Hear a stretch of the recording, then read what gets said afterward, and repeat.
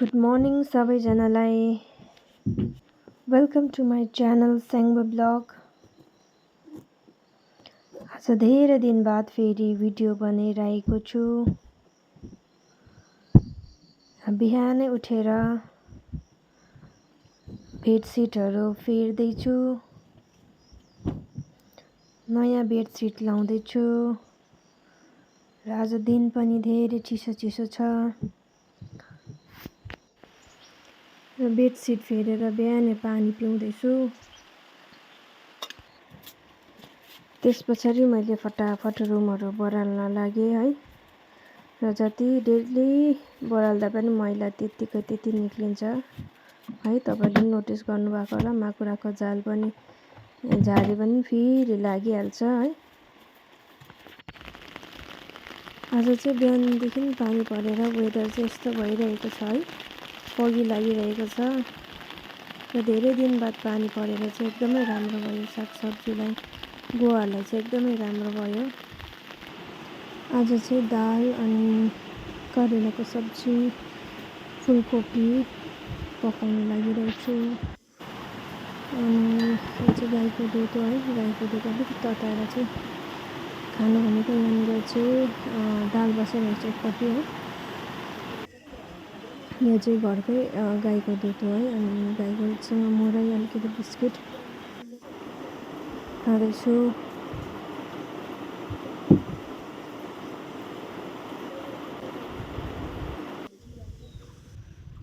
अहिलेखेरि चाहिँ पेसोकको आङी दलगाउँको नाना चाहिँ घरमा पाहुना आइरहनु भएको छ है। अनि नानीसँग सबैजना किचनमा बसिरहेको छौँ। भात रेडी भइसकेको छ। दाल अनि यहाँनिर छ करेलाको भाजी, कम्ती कर्नफ्लावर लगाएर भाजी गरेको। अनि यहाँ छ आलु र फुलकोपीको सब्जी र मैले खानुको लागि पस्केँ है। र सबैजना घरको फ्यामिली खाँदैछौँ खाना 12 बजेको। सबैले दिइसकेर चाहिँ अब म पनि खान लागेको है। सब्जी, भात, दाल,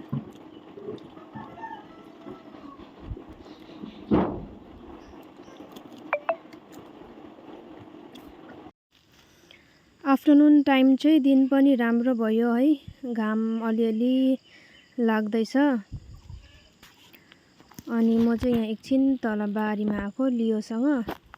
यहाँ गुवा टिपेको है। यो रातो गुवा जुन चाहिँ बोटबाट झर्छ। अनि यहाँनिर चाहिँ अदुवा लगाएको छ है। ड्याम्मै अदुवा रोपेको छ। यहाँनिर मकै यति भएको छ अहिले। यो चाहिँ रातो गुवा हो है। यसरी झरेको हुन्छ बोटबाट। यो चाहिँ किन टिपेको भनेदेखि यो चाहिँ अब काटेर चाहिँ सुपारी बनाउनु लागि है। यहाँनिर डल्ले खोर्सानीहरू यति भएको छ है। डल्ले खोर्सानी अहिले फलेको चाहिँ छैन, तर यतिको चाहिँ भएको छ। सबै डल्ले खोर्सानी यो। अनि यो चाहिँ गुवा जुन चाहिँ अघि दानाकोबाट चाहिँ यसरी फलिन्छ है। अनि यो चाहिँ गुवाको दल हो। यो चाहिँ बिक्री गर्नको लागि हो है। रेडी छ। यो चाहिँ अलिक ठुल्ठुलो हो, ठुल्ठुलो छ। अनि यता अलिक सानो चाहियो भने सानो पनि छ है। यो गुवाको पटमा रोपेको। यो पटमा रोपेको चाहिँ एकदमै सजिलो पर्छ। र यो चाहिँ अघि टिपेर ल्याएको गुवा चाहिँ यसरी काटेर चाहिँ सुकाएर चाहिँ घाममा सुकाएर चाहिँ सुपारी बनाउनु पर्छ है। यो चाहिँ हाम्रो घरको लियो है। यसले चाहिँ 3-4 दिन भयो भातै खानु मान्दैन। 12 बजी चाहिँ हो, बिहान र बेलुका चाहिँ खान्छ। अनि बिस्कुट दिएको, बिस्कुट चाहिँ मजाले खान्छ यसले। र यो चाहिँ नर्सरीभित्र चाहिँ मैले धनियाँ रोपेको थिएँ है। र यो धनियाँ चाहिँ यस्तो भइरहेको छ। र यहाँको बिचको चाहिँ अस्ति बिक्री गर्नु लग्यो। अनि यो चाहिँ उब्रिएकोहरू हो। अनि यहाँनिर चाहिँ बैगुन पनि फलिरहेको छ है। 3टा थियो र यो 2 झ्याङले चाहिँ फलिरहेको छ, 1 झ्याङले चाहिँ फलेको छैन यहाँ सेप भएर। र यो चाहिँ ठुलो खालको टमाटर हो है, गाईको मलमा रोपेको। अनि मजाले फलिरहेको छ। यो चाहिँ एउटै झ्याङ हो, ठुलो भएको छ। यसले 5-6 केजी चाहिँ फल्यो होला, त्योभन्दा नि बेसी फल्यो होला। यसले पुरा पाकेर अस्ति नै टिपेको र आज नि पाकिरहेको रहेछ होइन। दिन नै पाक्छ। ठुलो झ्याङ। अनि यो चाहिँ हो उयो खोर्सानीको दल हो यो चाहिँ है। र यसको चाहिँ यो जुन चाहिँ 2G 3G भन्छ नि, 3G कट भन्छ नि, यसलाई यसको टुप्पा चाहिँ छिनाइदिनु पर्ने रहेछ यसरी। यसरी गर्दाखेरि चाहिँ यसको ब्रान्चेसहरू चाहिँ थुप्रो आउँदो रहेछ है। मैले नि भर्खर यस्तो सिक्दैछु है। र यो चाहिँ खोर्सानीको दल, डल्ले खोर्सानीको दल एकदमै पिरो हुन्छ है यो चाहिँ। अनि यो चाहिँ मेरो प्लान्टहरू हो है। यो चाहिँ एलोभेरा, यो बेसी घामले चाहिँ यो हेर्नु न डरिरहेको छ। र यहाँ चाहिँ यो पिस लिली अस्ति मैले सारेको थिएँ र यसलाई मैले पानी लगाउँदैछु। र अहिले घाम बेसी भएको कारणले चाहिँ पुरा चेक गरिरहनुपर्छ प्लान्ट्सहरू चाहिँ है। सुक्खा भयो भने चाहिँ यसलाई एकदमै पानी लगाइहाल्नुपर्छ, नभए मर्ने चान्सेस हुन्छ है। र यो भर्खर रोपेको मैले अस्ति सारेको पिस लिली, यो चाहिँ व्हाइट कलरको फुल छ है, पिस लिली भनिन्छ। यो चाहिँ भेरिगेटेड चाहिँ होइन, यसको पत्ता खालि ग्रिन मात्रै हुन्छ। त्यस पछाडि चाहिँ म एकछिन यहाँनिर आँगन धेरै मैला भएछ है। यो हावाले पुरा यो पत्करहरू झरेर ल्याउँछ कि, अनि धेरै झरेकोले गर्दाखेरि चाहिँ म त्यही सफा गर्दैछु एकछिन। रातिको लागि चाहिँ मैले आलु लिएको छु, अलिकति गुन्द्रुक अनि न्युट्रेला अनि चामल। र यहाँनिर चाहिँ म सोयाबिन पकाउन लागिरहेको छु। त्यसको लागि 5 ग्राम प्याज अनि खोर्सानीमा मात्रै सिम्पल सादा पकाएको है। आज बेलुका चाहिँ आगोमै पकाएको, आगोको स्वाद है, आगोमा पकाएको स्वाद चाहिँ एकदम मिठो हुन्छ। र सोयाबिन मैले लगाइदिएँ है रातो भएपछि प्याजहरू, अनि यसलाई मजाले चलाएँ।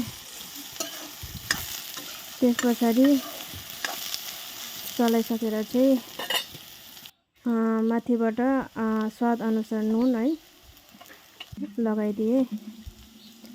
र यो पाकिसकेपछि फेरि अब यो गुन्द्रुकको लागि टमाटर, घरको टमाटर, प्याज अनि खोर्सानी लिएर मैले लगाइदिएको छु कराईमा। त्यसपछि हर्दी लगाएपछि चाहिँ मजाले यसलाई चलाउने।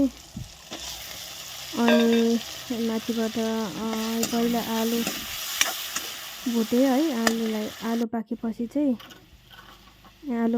म चाहिँ गुन्द्रुक हाल्ने है। अनि यहाँनिर नुन हालेँ स्वाद अनुसार। र आज बेलुका चाहिँ मैले बाहिरै पकाइदिएको आगोमै, र गुन्द्रुक पनि लगाइसकेँ आलु अलिक पाकेपछि। अनि मजाले गुन्द्रुक र आलुलाई फेरि पनि मजाले भुटेर, पानी नहालिकन भुटेर लास्टमा चाहिँ माथिबाट फेरि पानी हालिदिएँ है।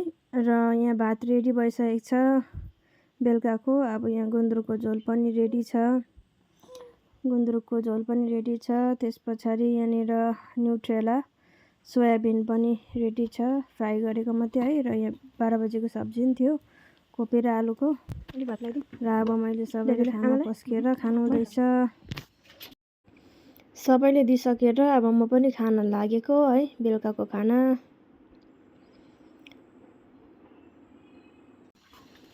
र यो चाहिँ हाम्रो लियो हो है। बेलुका चाहिँ यसलाई मैले दालसँग दिएको थिएँ, मजाले बेलुका चाहिँ यसले खाँदैछ खाना है। 3-4 दिन भयो, बिहान बेलुका चाहिँ खान्छ, तर 12 बजी चाहिँ यसले खाँदैन, गरमले पनि हो कि। र बेलुका मजाले फेस वासले मुख धोएर चाहिँ यो फेसियल टोनर लगाउन गइरहेको छु है। र कटनमा अलिकति लिएर ड्याब गरेर लाउन गइरहेको छु। र यो चाहिँ ओरिफ्लेमको फेसियल टोनर एकदमै राम्रो हुन्छ है। 2 टाइम टोनर युज गर्नुपर्ने हुन्छ, मर्निङ र नाइट टाइममा। अनि यो अर्को चाहिँ हो कोकोनट, यो चाहिँ कोकोनट ओइल हो, जुन चाहिँ फेसको लागि एकदमै राम्रो हुन्छ। अहिले मेरो सेरम अनि यो चाहिँ नाइट क्रिम चाहिँ सकिरहेको छ, त्यही कारण चाहिँ मैले यो एप्लाई गर्दैछु है। र यो चाहिँ साउथमा पाइन्छ, एकदमै राम्रो। यो चाहिँ प्योर कोकोनट ओइल भनिन्छ नि, यो फेसको लागि एकदमै राम्रो। तपाईँ लाउँदाखेरि चाहिँ मजाले मसाज गरेर यसलाई लगाउनु पर्ने हुन्छ है। र यो हाम्रो फेसलाई नै मसाज चाहिन्छ है, त्यसै कारण चाहिँ अलिकति मसाज गरेर तपाईँले यसलाई लाउनु सक्नुहुन्छ। र उब्रेको चाहिँ हाततिर नै लाउँदा हुन्छ। र त्यस पछाडि चाहिँ लिपमा चाहिँ म यो टेन्डर केयर ओरिफ्लेमकै यो टेन्डर केयर लिप बाम लगाउने गर्छु है। यो चाहिँ तपाईँले डेली जस्तो युज गऱ्यो भने चाहिँ एकदमै तपाईँहरूको लिप पनि राम्रो हुन्छ, ओठ पनि एकदमै राम्रो हुन्छ है। त्यस पछाडि स्किन केयर सकेपछि चाहिँ लोसनको जेनरल नलेज अलिकति म पढ्छु है बेलुका। अनि एकछिन लोसनको जेनरल नलेज अलिकति पढेर त्यस पछाडि चाहिँ सुत्छु। र एकछिन हेर्दैछु बुक है। अनि बुक हेरिसकेर चाहिँ म अब सुत्न लागेको है। गुड नाइट सबैजनालाई है, फेरि भेटौँ। गुड नाइट, आजलाई यति नै, बाई बाई।